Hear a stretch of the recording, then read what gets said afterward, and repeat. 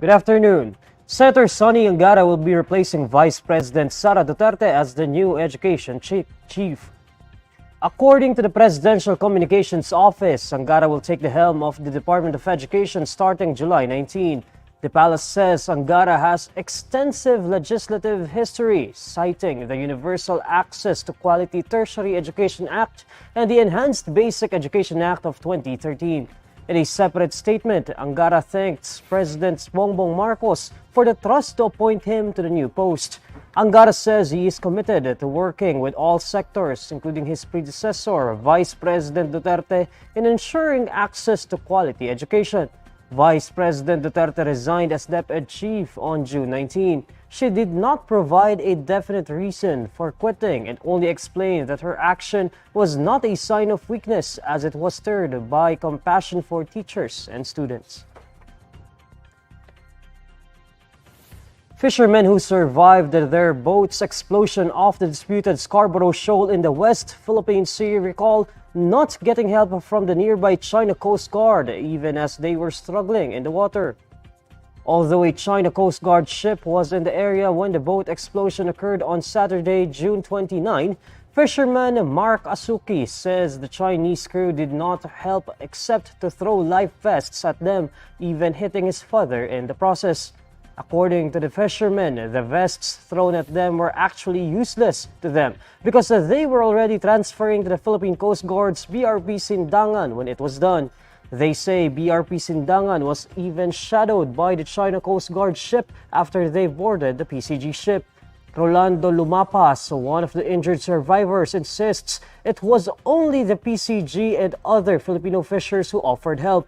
For Lumapas, the lack of empathy from the China Coast Guard was expected as they have had previous run-ins with its personnel who shooed them away every time they would go near Scarborough Shoal, even just to take shelter from a storm. Lumapas adds that the ordeal would not stop him from returning to the West Philippine Sea because fishing is his only means of livelihood. 2 of the 8 fisherfolk on board FFB Aquio suffered second-degree burns after their vessel's engine exploded near Scarborough Shoal. The 8 fishermen arrived at Riviera Pier in Subic Bay Freeport on board BRP Sindangan at 4:20 a.m. on Monday, July 1.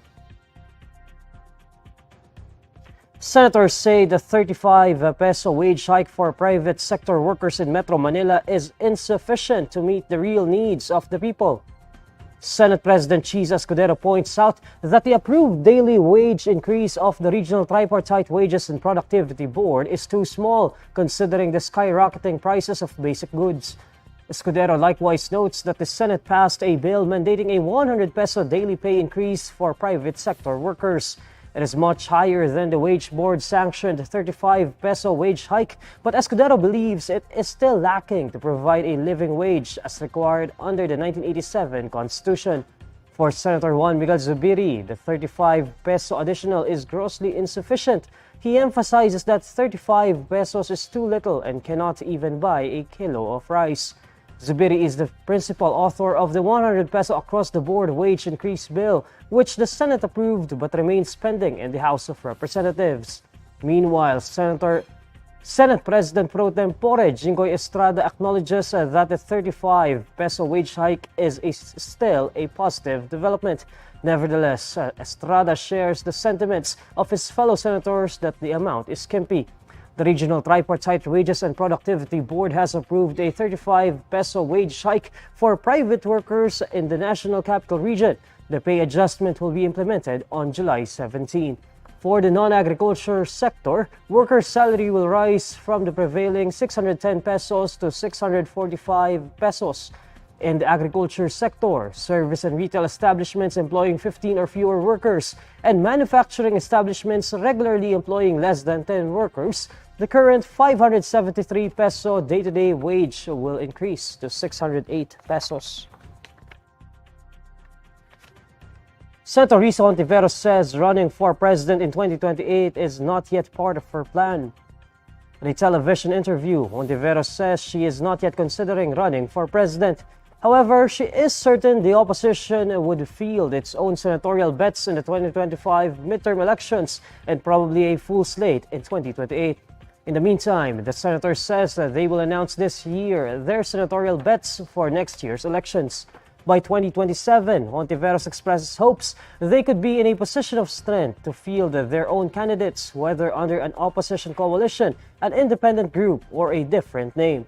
According to Hontiveros, an important announcement for the 2028 presidential polls will be made in 2027. These are the stories you need to know today. I'm Neil Mercado. Follow INQUIRER.net on Facebook, X, YouTube, TikTok, Instagram, and Reddit. For more stories, visit INQUIRER.net. Good afternoon.